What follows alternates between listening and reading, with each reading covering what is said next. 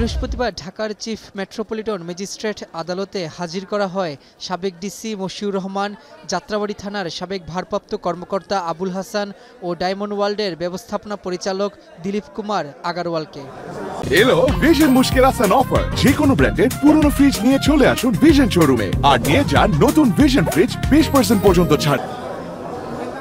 ধানমন্ডি থানার কিশোর মোতালেব হত্যা মামলায় মশিউর রহমান ও বাড্ডা থানার হৃদয় আহমেদ হত্যা মামলায় দিলীপ কুমার আগারওয়ালকে 10 দিন করে রিমান্ডে নেয়ার আবেদন জানায় পুলিশ। এরপর শুনানি শেষে পুলিশ কর্মকর্তা মশিউর রহমানের 7 দিন ও দিলীপ কুমার আগারওয়ালকে 6 দিনের রিমান্ড দেন আদালত।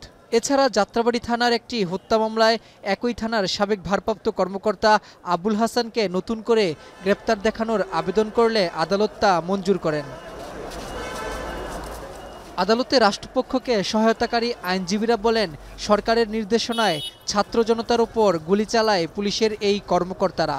এছাড়া আন্দোলন দমনে আওয়ামী লীগ সরকারকে আর্থিকভাবে সহায়তা করেছেন দিলীপ কুমার আগারওয়াল। তাই তাদের নতুন করে রিমান্ডে নিয়ে অধিকতর জিজ্ঞাসাবাদ প্রয়োজন।